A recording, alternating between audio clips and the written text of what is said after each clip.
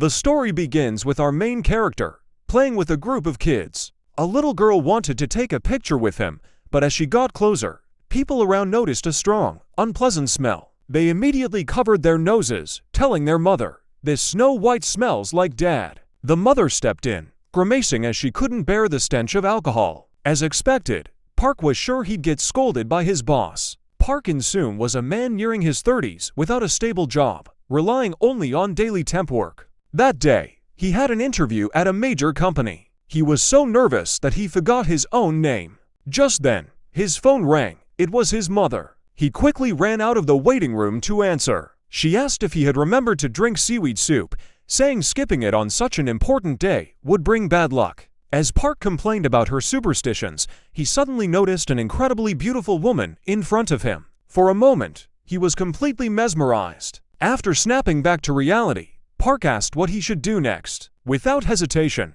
the woman led him to the restroom, took off her shirt, and told him to do the same. But she only wanted to swap shirts with him. When Park asked how he should return it, he peeked outside only to realize she was already long gone. Later, Park sat nervously in front of the interviewers. When they asked if he was feeling anxious, he replied, "This is a big company. Of course, I feel some pressure." But the interviewer was blunt. Park had no qualifications, no certificates, and no experience. He had nothing. Still, everyone deserves a chance to work and gain experience. However, there was another problem. The shirt was too tight. As he shifted in his seat, the button suddenly popped off. One button flew straight into the interviewer's mouth. Unsurprisingly, Park didn't get the job. But that wasn't even the worst part. Since he was unemployed, his landlord refused to rent to him any longer. That evening, Park sat on the bus, scrolling through rental listings with a worried expression. On a different bus, sitting across from him,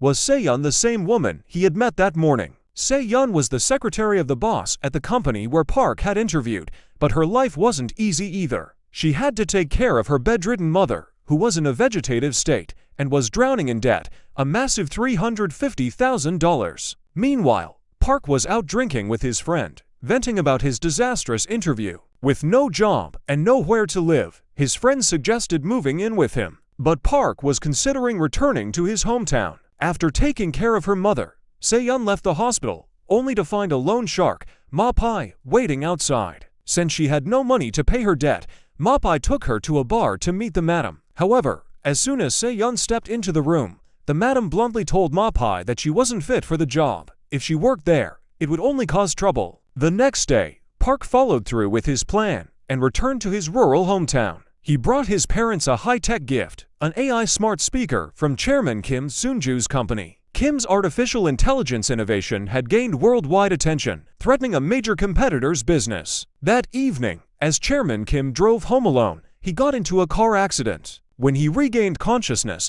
he had mysteriously turned into a smartphone with only 15% battery left. Desperate, he sent out his location online, hoping someone would come to his rescue. But most social media users thought it was a joke, flooding the post with comments praising its creativity. The next day, as Park wandered through the countryside, he suddenly sensed something was off. He stopped in his tracks. There was a snake right at his feet. Before he could react, the snake bit him. Panicked, he flailed around before collapsing against a rock, regretting not being a better son to his parents. Just then, the phone beside him spoke in a man's voice. A second before the battery died, the phone called for an ambulance. When Park woke up, he was lying in a hospital bed. Still groggy, he asked the doctor if the snake was venomous. The doctor chuckled and told him he had simply fainted from fear. He could be discharged after finishing his IV drip. After being discharged, the man plugged in the phone to charge, and suddenly, it unlocked on its own. A voice spoke. "Hello, I am Kim Soon-ju, chairman of Silver Lining."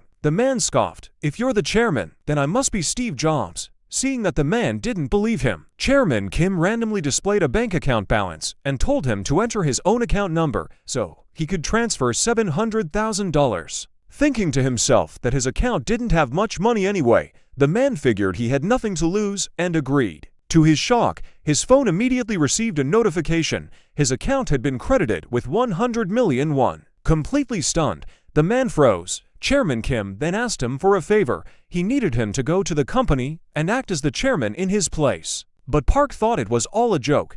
To test whether the money was real or fake, he pulled out his phone and ordered a pair of headphones he had been wanting for a long time. To his surprise, the order went through instantly. Excited, he ran outside, finally having a realization: when life gives you lemons, you make lemonade. So, he seized the opportunity and decided to take on the role of chairman. Later, Park told his parents he had landed a job at a big company. His mother hugged him tightly, overwhelmed with emotion. Meanwhile, elsewhere, a man was searching for something with a flashlight. The next day, before leaving, Park transferred $350,000 to his father. Shocked by the huge sum, his father suddenly felt uneasy. His mother questioned where the money had come from, and Park had no choice but to lie, saying it was a refunded housing deposit. Returning to the city, the first thing Park did was hit the mall to buy brand new clothes, followed by a long, relaxing soak in the bathtub and a lavish meal. The next day, Park arrived at the company in a luxury car.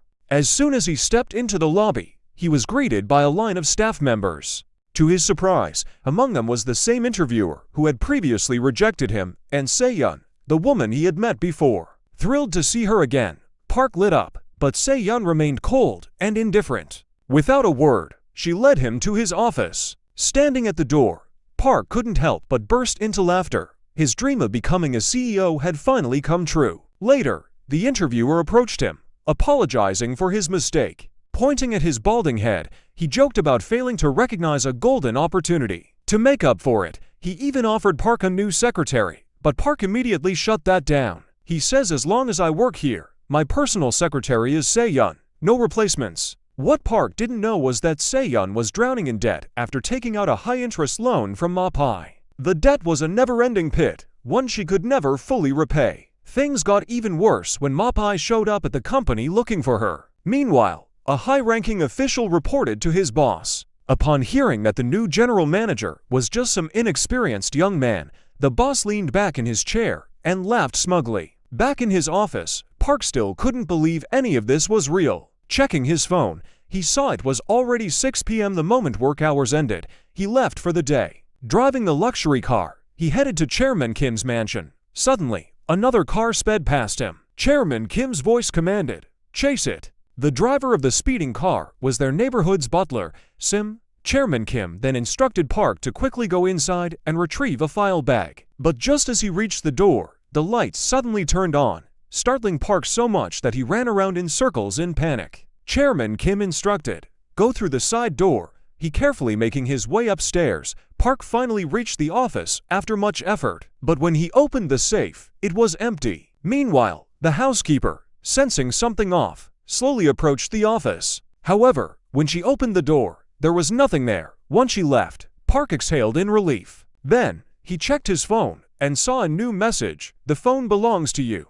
Park asked, "Are you really Chairman Kim?" Kim Soonju confidently confirmed, adding, if there was another Chairman Kim, he wouldn't just sit by and watch the company fall into the wrong hands. Besides, whoever sent that message might have been testing Park. Back at home, Chairman Kim assisted Park with his work while Park relaxed in a bath. Later, Park asked if Chairman Kim could track an unidentified phone number, but Kim replied that his computer was too outdated. Instead, he suggested that Park stay at his house, explaining that hotels might be bugged. Park exclaimed, "But this place isn't fit for human living. Are you seriously sending me to stay at Chairman Kim's house?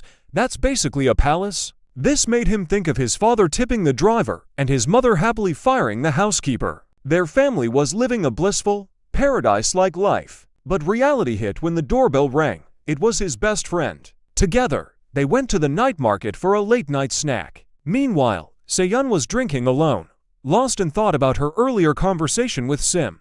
Sim had asked if she knew where Chairman Kim had gone, but Se-yeon insisted she didn't know anything. Park returned to his room late, and Chairman Kim scolded him for not coming back on time. Park explained that his friends had pressured him into drinking. Kim reminded him that during the contract period, no private meetings with others. While Park was out, Chairman Kim had informed Sim and the housekeeper that Park would be staying at the mansion. However, the real challenge was Minna, Kim's daughter. She was highly sensitive to strangers and struggled to open up to people. To break the ice, Park dressed up as Snow White, and Minna chased him around with a fishing net. When she finally caught up to him, she told Park he was different. She said, All my dad's other friends just give me pocket money, but you're the first one to actually play with me. Later, the housekeeper took Park to Chairman Kim's office. As she left, she kept glancing back at him before making a phone call. At the same time, Se-yeon received a message while watching TV. A baseball player selection show was airing, and a woman sitting in the boss's chair asked Se-yeon to pick a player. "I don't know much about baseball," Se-yeon admitted. The woman replied, "It doesn't matter who you pick. What matters is who is making the decision." Then, she asked Se-yeon, "If you had to choose, would you pick Chairman Kim or Park?" Not long ago, Park had been considering using $700,000 to buy a house in Seoul, but Chairman Kim told him that $700,000 wasn't enough. Kim advised, "If you really want $7 million, you need to find out who sent that message fast." He suggested tracing the phone number. Today was a perfect opportunity. At the company, each employee's phone was labeled with a name tag and placed in a box before the meeting. Standing before the group, Park announced, "Recently, many people have been using their phones to record conversations. I hope you all understand, due to trade secrets, we need to prevent this." After everyone submitted their phones, the meeting began. Park secretly pulled out his phone and dialed the number that had sent the message. A ringtone sounded. He quickly checked the phone, but it had no name tag. Se-yeon noticed Park searching for something. Just then, the vice chairman entered the room. Park immediately greeted him, before dismissing everyone for a tea break. As the employees retrieved their phones and left the room, Park recounted everything to Chairman Kim. Kim immediately realized the problem. The phone must have been nameless from the start. The vice chairman's sudden arrival was no coincidence. It was likely a rescue mission to protect the real sender. Faced with such a powerful opponent, Park began to feel uneasy. He couldn't always wear earphones, meaning Chairman Kim wouldn't always be able to guide him. Just then, Se-yeon approached. She said, "The vice chairman is looking for you." After Park left, Se-yeon hesitated for a moment. Then, she tore a piece of paper with her name on it and threw it into the trash. On the way home, Se-yeon noticed that Park was always using his phone, constantly reporting something to someone. She kept a close eye on his actions. Suddenly, Park's phone rang. He quickly answered it, then immediately hung up and put it away. Se-yeon glanced at him suspiciously. She asked, "Do you have two phones?" She had noticed he always wore wireless earphones, as if he were secretly reporting to someone. Without waiting for an answer, she suddenly floored the gas pedal, making the car speed down the road. After stopping abruptly, she turned to Park. "Did you capture Chairman Kim?" she demanded. Park hesitated. Se-yeon reached into his bag and pulled out a phone case. It was identical to the one on his phone. Just then, Chairman Kim's phone unlocked automatically and dialed Se-yeon. At that moment, a car came speeding toward them. Park finally revealed the truth. But Se-yeon remained skeptical. She asked, "So you're telling me Chairman Kim is trapped inside a phone?" Park replied, "In the CPU cores." Though shocked, Se-yeon had no choice but to believe him. The next day, Se-yeon picked Park up for work. He handed her an earpiece to communicate with Chairman Kim, saying, "We're a team now." Seeing her struggle to put it on, Park leaned in to help, momentarily captivated by her beautiful profile. On the way, Se-yeon asked how long Park had known Chairman Kim. Park jokingly said it was like a TV drama, Cinderella meeting her prince. But Chairman Kim wasn't as amused. He noted that Se-yeon seemed unreliable, as he couldn't remember what happened before and after their encounter. Se-yeon explained that after leaving Chairman Kim, she had received a message from the hospital about her mother's deteriorating health. She rushed over, only to find her mother stable, unaware that someone had been watching her from outside. At the company, wanting to prove her innocence, Se-yeon handed her phone to Park for inspection. After confirming there was nothing suspicious, Chairman Kim asked what had happened on the day of his incident. Se-yeon admitted that Senior Officer Kwak had tried to contact her, seemingly attempting to drive a wedge between her and Chairman Kim. Despite his thinning hair, Chairman Kim knew Kwak was highly ambitious and had a clear target in mind. Determined to investigate, the duo confidently approached the company, ready to inspect Senior Officer Kwak's phone, computer, and memory cards. Park played his part while Se-yeon secretly checked the officer's phone. Unexpectedly, the phone rang. Disguised as a janitor, Park planned to sneak into the officer's office, but was recognized by a few cleaning ladies. Their next target was Kwak's small car, but they accidentally triggered the alarm. Se-yeon ran off. A full day passed with no progress, so they devised a bolder plan, crashing into Kwak's car. When he stepped out to confront them, he was greeted by the chairman and his secretary. Forced to keep his composure, Quack awkwardly smiled and said, "It's fine." As they talked, Se-yeon suddenly reversed the car. If Quack hadn't dodged in time, he might have ended up like Chairman Kim. Getting out of the car, Se-yeon repeatedly apologized, claiming she had meant to drive forward. Park then suggested, "Why don't you take a taxi with me and leave the car with Se-yeon?" Reluctantly, Quack handed over his keys. As soon as they left, Se-yeon retrieved the dashcam's memory card and checked it on her phone. Meanwhile, the vice chairman had invited numerous reporters to a press conference without Park's knowledge. Though Park smiled brightly, he felt extremely anxious.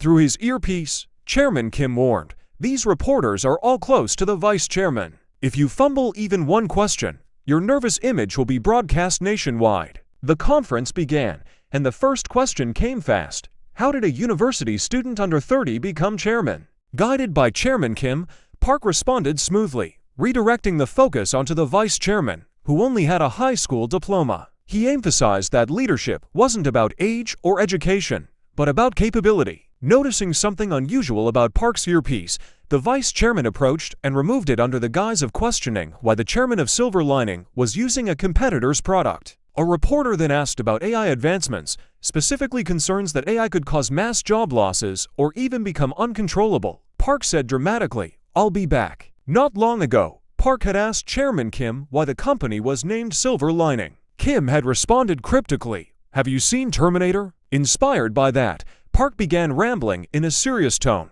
unexpectedly electrifying the audience. In that moment, he became the center of attention. Meanwhile, Se-yeon continued watching the dashcam footage, completely unaware of Chairman Kim's meeting with Executive Quack. Later, Chairman Kim praised Park's performance. Just then, Park's other phone rang. When he turned around, he saw director Oh Miran calling. Upon meeting her, Miran revealed that she had the same habit as Park, collecting everyone's phones for confidentiality during conversations. Park handed his phone to her secretary. Miran continued, pointing out the striking similarities in how Park and Chairman Kim spoke. Though she wasn't aware of any agreement between them, she warned Park not to trust Chairman Kim too much, as he had once broken an agreement with her. After returning home, Se-yeon informed Chairman Kim about the dashcam recording of his meeting with Executive Quack. A visibly nervous Chairman Kim claimed he had no memory of it. The next day, using dashcam footage from Executive Quack's car, Se-yeon identified a location and arrived at a deserted wasteland. Suddenly, a black car sped toward her. Inside was Miran. Miran assumed Park had sent someone to investigate her and reminded Se-yeon that Park possessed Chairman Kim's phone, implying she should tread carefully. As Se-yeon drove away, Miran and the vice chairman reflected on the past. The vice chairman remarked that Miran wouldn't be suitable as chairman, as the company would have to adopt her husband's surname if they married. That same day, Park accidentally dropped the phone into the toilet. Panicked, he quickly fished it out and desperately performed emergency CPR on it, but nothing worked. With no other option, Park rushed to a repair shop, picturing the phone being prepped for surgery on an operating table. Later, he told Se-yeon about the chairman's unfortunate fall into the toilet. As they discussed the phone repair, a man suddenly rushed toward them. Se-yeon immediately recognized him. It was Ma-pai, the loan shark she owed $350,000. She pleaded with him, arguing that her death would be a bigger loss for him. Just as Ma-pai was about to get physical, Park stepped in, promising to pay off the debt. Back at the company, Se-yeon confronted Park, asking why he had helped her. Park explained that Chairman Kim had spoken highly of her, calling her an excellent and discreet employee, someone so capable that she had become the youngest general secretary. He also mentioned her kindness and warmth. His words struck a chord, unlocking emotions Se-yeon had kept bottled up for so long. That night, she broke down in tears by her mother's hospital bed. Meanwhile, Park had a nightmare about the company's downfall under his leadership, causing countless employees to lose their jobs. He woke up in a panic, just as his father called. From that moment on, he resolved to truly become a competent chairman. At the same time, the vice chairman received word that Chairman Kim's phone had been found, currently being repaired by Park. Luckily, the phone was fully restored the next day. Back at the company, Park brought the revived Chairman Kim back to work. As they reviewed the dashcam footage, Chairman Kim spotted a suspicious car tailing him. They needed to track it down. Park's investigation revealed that the car had fake plates and wasn't registered in any system. Chairman Kim decided they needed to revisit the scene of the incident. They parked at the base of the mountain and hiked to the top. By the time they arrived at the spot where Park had originally found Chairman Kim's phone, night had fallen. Just then, two figures appeared in the distance. Park quickly pulled Se-yeon aside to hide. Looking closer, they realized it was Park's parents. Back home, Park lied, saying they had just happened to pass by and decided to visit. His parents welcomed Se-yeon with open arms. The whole family gathered for a meal of bibimbap, chatting happily. Every now and then, Park's mother playfully scolded him, which reminded Se-yeon of her own mother. It brought back memories of sitting down for meals with her when she was still healthy. Overcome with nostalgia, Se-yeon couldn't hold back her tears. After dinner, Park and Se-yeon drove off. Watching them leave, Park's parents were already making wedding plans in their heads. On the way back, they noticed a car tailing them, the same one with license plate 4885 they had been searching for. Park pulled into a rest area, the suspicious car following closely behind. They got out to investigate, but found the vehicle empty. Suddenly, a man emerged. It was team leader Nam from the conglomerate's business division, the same person who had given Park a hard time on his first day. A group of men in black suits approached. Sensing danger, Park urged Se-yeon to get back into the car, silently praying for the best, but they were outnumbered. Park was beaten badly. Just as they were about to be taken away, another car screeched to a stop.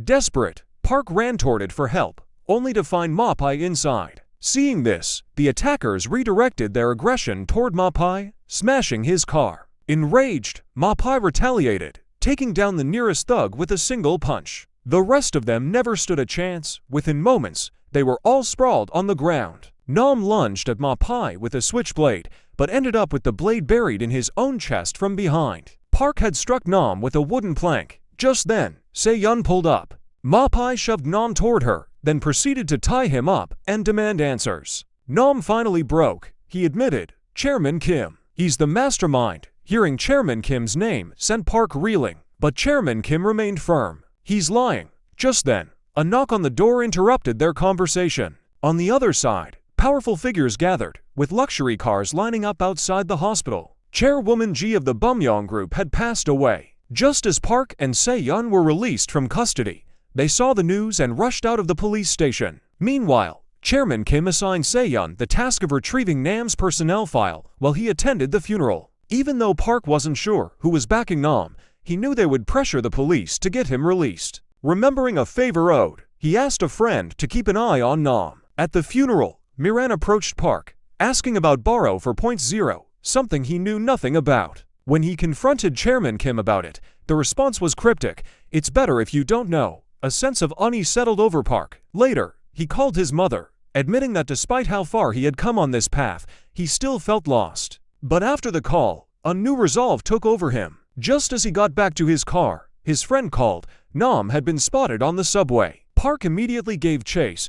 Chairman Kim confirmed Nam's phone signal was still pinging at the station. Park scanned the area and finally spotted him. As the pursuit intensified, Nam bumped into a woman, sending her baby stroller rolling away. The woman screamed. Park couldn't just stand by. He lunged forward, barely managing to catch the stroller. But by the time he emerged from the station, Nam had vanished, leaving only his phone behind. Chairman Kim was furious, but Park stood his ground. He had no choice and would do the same again if needed. Kim admitted he never regretted his decisions and didn't want Park to be his first. As for the mysterious borrow for .0, it turned out to be a self-driving car system. Meanwhile, Se-yeon arrived at Park's house with Nam's file. As she examined the documents, Park appeared behind her. The next day at the company, Park told Chairman Kim they needed a bodyguard, someone not just skilled in combat, but well-rounded. Just as the elevator doors opened, Ma-pai dramatically pinned someone down, showcasing his skills. Park, with a satisfied smirk, led him into his office and offered him the bodyguard position. Se-yeon, however, objected, calling Ma-pai a loose cannon who couldn't tell right from wrong. But Park argued that at the very least, Ma-pai had proven he wasn't on the enemy's side. After all, he had roughed up Nam. After some negotiation, Ma-pai signed a contract at 4 times his initial offer. Their first stop was Nam's address. After knocking repeatedly with no answer, Ma-pai lost patience and started climbing down the building. But Park quickly realized they had the wrong place. Their next lead took them to a shady shop selling burner phones. The owner sized them up and asked how much they could pay. Se-yeon explained they just needed a number traced, but the owner wasn't impressed and turned them away. That is, until Ma-pai made his entrance. Suddenly, the owner's attitude changed. Unfortunately, the traced number hadn't been activated at their shop. Their next stop was Nam's old school, but privacy policies blocked them from accessing any information. Undeterred, Ma-pai, surprisingly professional, went straight to the records room. But even there, Nam's information was missing. His address, contact details, even his education history. It had all been fabricated. Meanwhile, Nam had found himself a comfortable hideout, leaving Park and Se-yeon back at the company, frustrated and confused. But Park had no idea trouble was about to come knocking. Literally, his parents had come to visit. Panic set in. He turned to Se-yeon, insisting they couldn't let his parents find out about the missing phone. Chairman Kim's situation, or his new leadership role. He exclaimed, "My father will think I've lost it and have me committed." Just as the elevator doors opened, Park froze. His father questioned why he was in the chairman's office. Se-yeon quickly stepped in, smoothly explaining that she was Park's superior. Surprisingly, Park's parents were understanding and even apologized for interrupting. Park gave them a quick office tour, discreetly hiding nameplates along the way. His father pressed him about what he was actually doing there, but Se-yeon quickly offered them tea to change the subject. Meanwhile, Park's mother mentioned they only planned to drop off some apples before heading back home. Just then, Executive Quack arrived. Park quickly ushered him out, handing him the apples as a gift. Executive Quack remarked, "My family hasn't visited in 8 years." Park quipped back, "Then give them to the vice chairman." Finally, his parents left, with his mother discreetly slipping him some cash before they boarded the bus home. During the ride, Park's father, who had spent his entire life working on a farm, was overcome with pride at his son's supposed success. He couldn't hold back his tears. True to his word, Executive Quack presented the apples to the vice chairman. Claiming they were a heartfelt gift from Park, the vice chairman chuckled, assuming there was something more to the gift. But when he opened the box, he found only apples. That evening, Park and Se-yeon discussed teen leader Nam, unaware that someone was secretly listening in. The next day, Chairman Kim's family invited them on a camping trip to celebrate his daughter's birthday. While everyone else enjoyed the festivities, Ma-pai sat alone, slurping down instant noodles. Later that night, after putting Chairman Kim's daughter to bed, Se-yeon received a call about her mother's VIP hospital service, which was set to end next month. Seeking comfort, she took a quiet walk along the beach. When she returned, she found Park deep in thought. As they talked, Park asked her about her dreams. Se-yeon admitted that reality had forced her to abandon them. Excusing herself to use the restroom,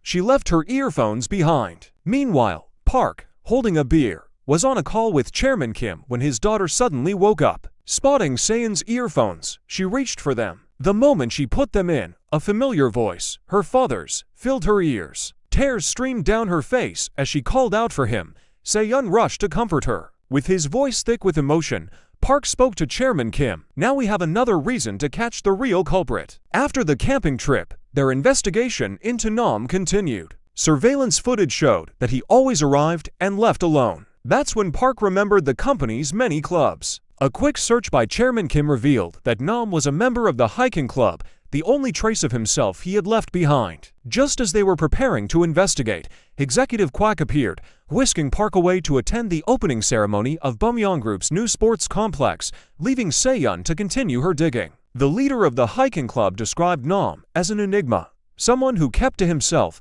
and never participated in activities. At the ceremony, Miran announced the upcoming launch of their driverless car, news that caught Park off guard. But when he confronted Miran, she brushed it off, assuring him that all he needed to do was play his part. Meanwhile, the vice chairman, watching from the sidelines, was surprised by Chairman Kim's absence. He questioned, how can they launch Baro 4.0 without him? Back at the office, Se-yeon meticulously mapped out the dates of Nam's hiking trips. Chairman Kim suddenly realized that these dates coincided with the review sessions for Baro 4.0. Se-yeon quickly pieced it together. Nam had been using those hikes as a cover to leak information. Even more suspiciously, Executive Quack had been present on all of those dates as well. Determined to get answers, Park invited Executive Quack out for a casual noodle lunch, subtly probing him about Nam's whereabouts. But Quack, staying tight-lipped, revealed nothing, leaving Park empty-handed. Ma-pai suggested a more forceful approach, but Se-yeon worried it would backfire. Later, at a restaurant, Park tried to mediate between Ma-pai and Se-yeon, but the tension between them ran deep. Se-yeon saw Ma-pai as completely clueless, while Ma-pai remained skeptical of her. Frustrated, Park could only watch as they stormed off in opposite directions. Lamenting the situation to Chairman Kim, Park called it a tricky dynamic. But ever the pragmatist, Chairman Kim dismissed it as your personal problem. As their food arrived, Park received a call from his friend. His paycheck had landed. The large sum momentarily dazzled him. Se-yeon received hers as well, a combined total exceeding $485,000.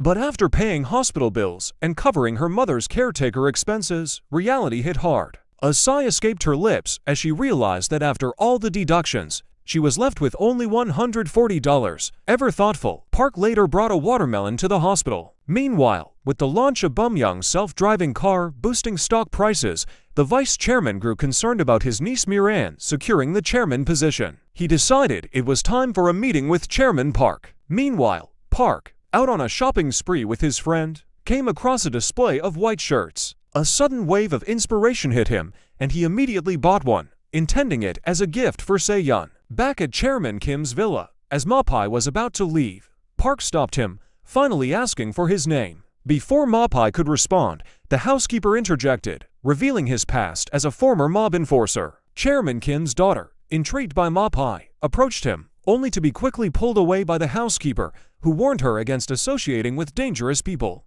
The next day, Park gifted the white shirt to Se-yeon. Later, when he returned home, he invited Ma-pai inside, but Ma-pai refused, opting to stay in the car. Undeterred, Park left behind the gifts he had bought for him, a small gesture that touched Ma-pai. Park had also picked up gifts for his parents, a floral dress for his mother, Beef, and a pair of air glasses for his father, so he could watch his favorite singer perform live. Beaming with pride, Park's father eagerly showed off his gifts to everyone in the village. Suddenly, Park's phone rang. It was Chairman Kim. Inspired by Park's earlier actions, Kim had come up with a plan to expose Executive Quack. The setup began with Park inviting Quack out for a meal. Quack, thinking nothing of it, suggested grabbing a simple coffee as a thank you. But Park insisted on a high-end restaurant in a skyscraper. When they arrived at the elevators, a conveniently placed maintenance in progress sign greeted them. Feigning disappointment, Park casually suggested taking the stairs instead,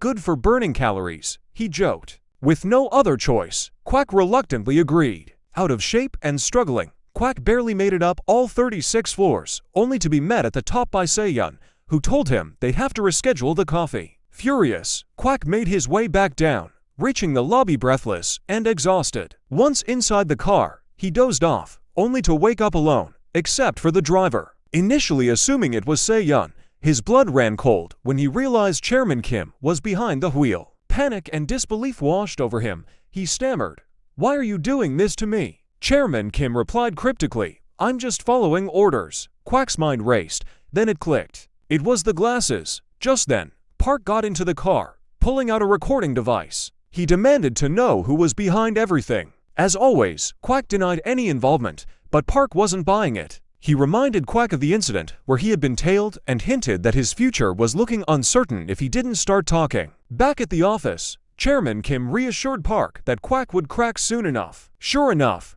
Park's phone rang, but it wasn't Quack, it was the vice chairman, summoning him for a meeting. At the meeting, the vice chairman issued an ultimatum: pick a side, him or Miran. Park refused to be bullied, declaring his intent to stay neutral. Clearly displeased, the vice chairman warned him that his safety could no longer be guaranteed. Meanwhile, at the hospital, Quack was met with a terrifying sight. Team leader Nam, beaten to a pulp. The message was clear: he could be next. Shortly after leaving the hospital, Park received a call from Chief Quack, who asked to meet, claiming he had something that would reveal the truth. But when Park arrived at the location, he found Chief Quack dead in his car, an apparent suicide by smoke inhalation. Despite the circumstances, Park was immediately arrested as a suspect. He tried to convince the police that it wasn't suicide, pointing out inconsistencies at the scene, but they wouldn't budge. They linked the case to the disappearance of another team leader, and even former Chairman Kim.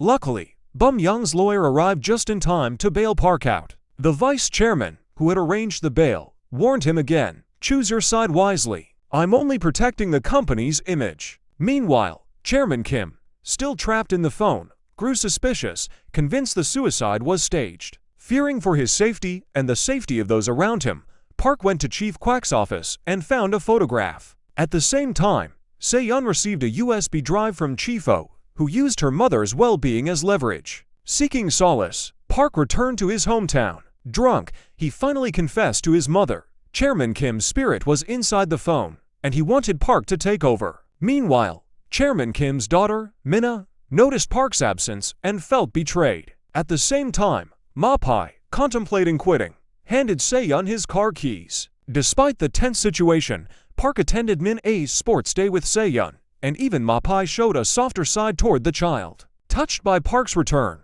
Chairman Kim decided to increase his contract value. However, Park clarified that his motivation was no longer just about money. Back at the company, Park and Chairman Kim investigated Chief Kwak's death. They realized the call Park received after Kwak's death was likely from someone confirming his contact. Their investigation led them to a public phone booth near an exhibition, triggering Park's memory of the voice on the other end. Reviewing security footage, Park identified the person as YG, the vice chairman's driver. A flashback revealed that Chief Kwak had discovered another missing employee being mistreated and had confronted YG about it. YG warned him to stop asking questions. Feeling threatened, Chief Kwak reached out to Park, unaware that YG was watching him the whole time. Shortly after, YG silenced him permanently after identifying Park as his contact. Determined to get answers, Park tracked down YG and confronted him with evidence. A chase ensued, ending with YG pulling a gun on Park and stealing his phone, where Chairman Kim's spirit resided. YG took the phone to a hacker, hoping to access Chairman Kim's data. Meanwhile, Park reflected on his role as acting chairman, feeling the heavy burden of responsibility and the difficult decisions that came with it. At the repair shop, YG was about to report their failure to unlock Chairman Kim's phone when he received a text from the vice chairman, raising Park and Se-yeon's suspicions. Meanwhile, Se-yeon snatched Ma-pai's phone, only to realize he was just talking to Chairman Kim's daughter.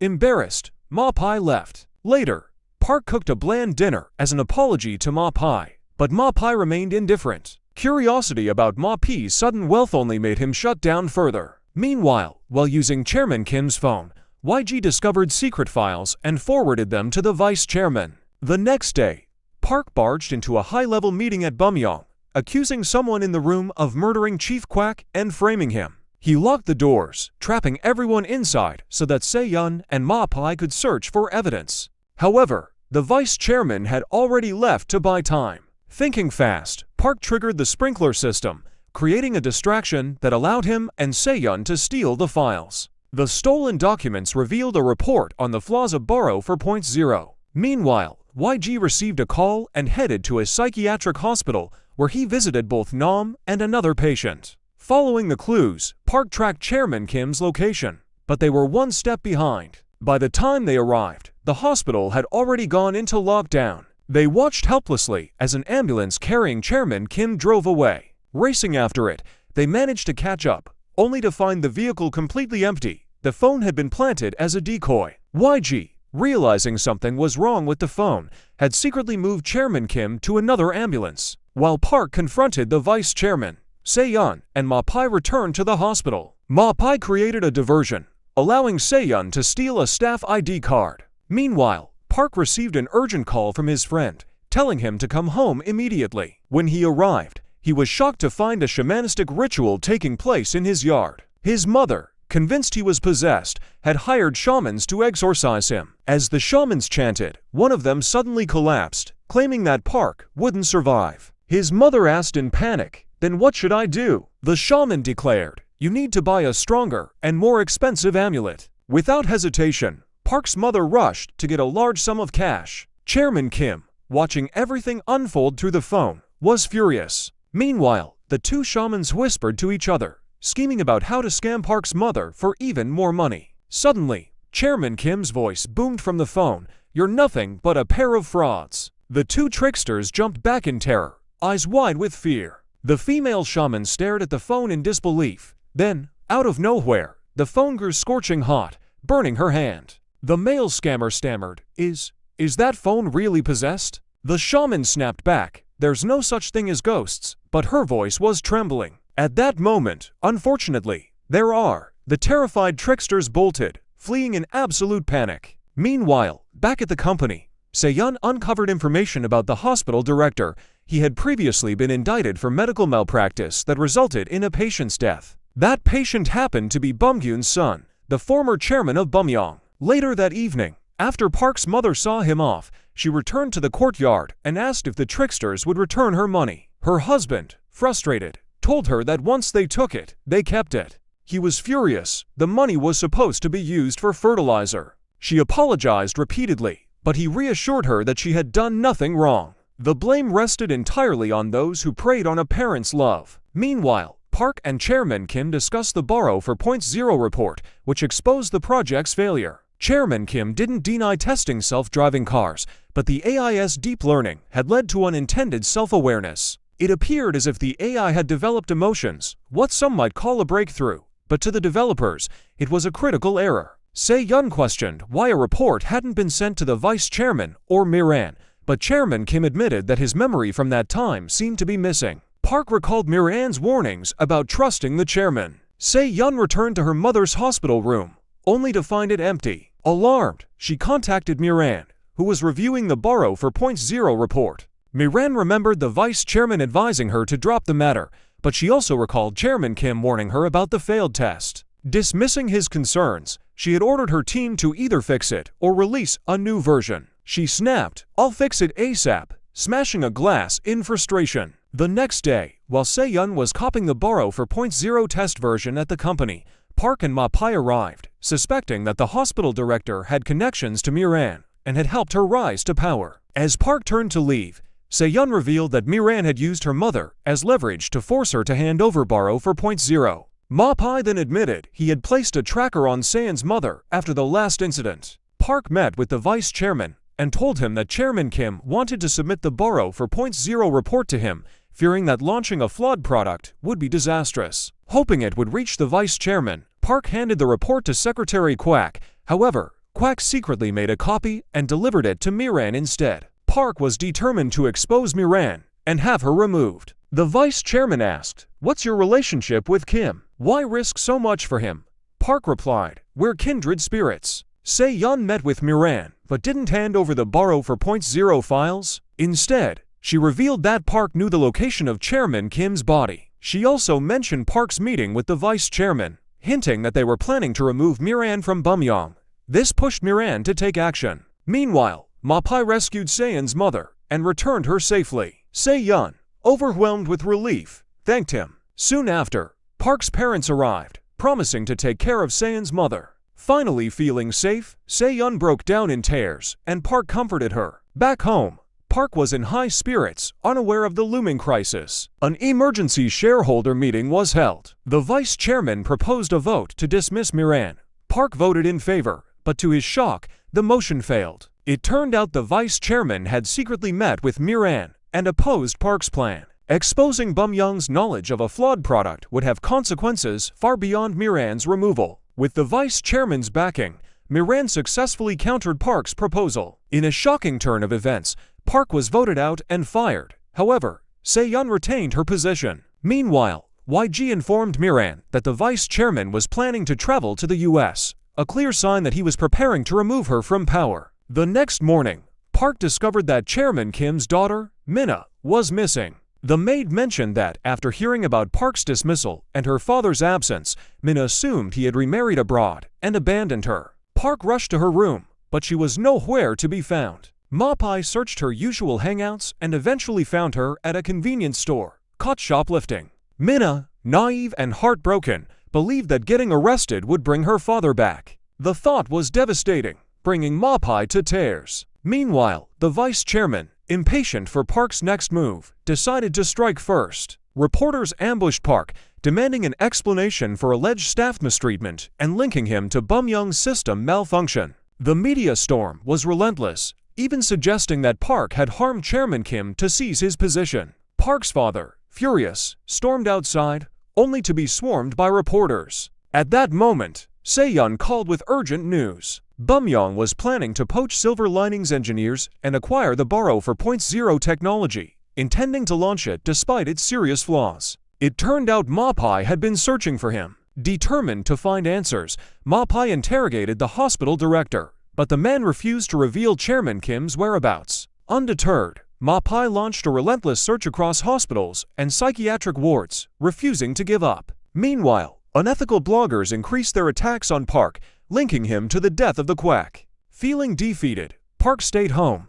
Then, a video surfaced of a cleaning lady praising Park for standing up for her against bullying. This act of kindness, particularly toward a lower-level employee, earned Park the cleaning lady's admiration. Furious, the vice chairman ordered the video to be removed. Just then, the CEO arrived and revealed Park's proposal for a new revenue model for AR glasses, which secured partnerships in 32 countries, increased profits by over 192%, and created jobs for more than 400 people. He declared that Park was more deserving of the chairman position. News spread of Seong saving a child at a subway station, which further boosted public support for Park. Inspired by his actions, people began buying Silver Lining shares, advocating for Park's reinstatement. Ma Pi's relentless search paid off when he tracked down an old acquaintance at a remote hospital and finally found Chairman Kim. He quickly moved Chairman Kim into an ambulance and sped away. Park, reinstated as chairman, attended a shareholder meeting, while Ma Pi, desperately trying to contact him, was unable to get through. Ma Pi called the maid, instructing her to direct Park to the gym where he had taken Chairman Kim. YG arrived just as Ma Pi was securing Chairman Kim. But despite a fight against armed assailants, Ma Pi was overpowered. He collapsed as he watched Chairman Kim being taken away once again. Meanwhile, Park celebrated his reinstatement with colleagues. Se-yeon received a call about Chairman Kim and rushed out with Park. They found Ma Pi, clinging to life and clutching an egg pastry. He died shortly after. They learned that Ma Pi's real name was Jang. As they prepared to leave, a police officer who had previously arrested Park approached them. He handed Park Ma Pi's notebook, hinting that Ma Pi had been searching for someone before his death. He revealed that similar incidents were linked to Bumyong, including Secretary Kwak's death, and gave Park a file suggesting a deeper conspiracy. That night, Park and Se-yeon discussed Ma Pi's last message about a leak. They decided to set a trap, suspecting the maid, who had knowledge about the gym meeting. The next day, Miran confronted Park, feigning ignorance about his accusations. She expressed curiosity about her familiarity with Chairman Kim, but not Park, suggesting that he could be the next target. "Miran, you seem to understand me well, but I don't understand you. That's why I end up like this," she said before leaving. She then visited the unconscious Chairman Kim, recalling the night of his accident. Secretary Kwak had revealed Chairman Kim's plan to give the Borrow for Point Zero report to the vice chairman, prompting Miran to eliminate her. Miran had stopped YG from removing Chairman Kim's oxygen mask, planning to use him as leverage against Park. Park and Se-yeon, observing the maid, realized their mistake. It turned out that the maid was a young mother selling old clothes and toys. The only suspect left was the housekeeper. When the vice chairman learned of Ma Pi's death, he decided to eliminate all loose ends. Park received a call from a friend urging him to watch the news, which announced Chairman Kim's death. Miran confronted the vice chairman, who warned her against any further schemes, threatening to expose her role in Chairman Kim's disappearance. To save the company,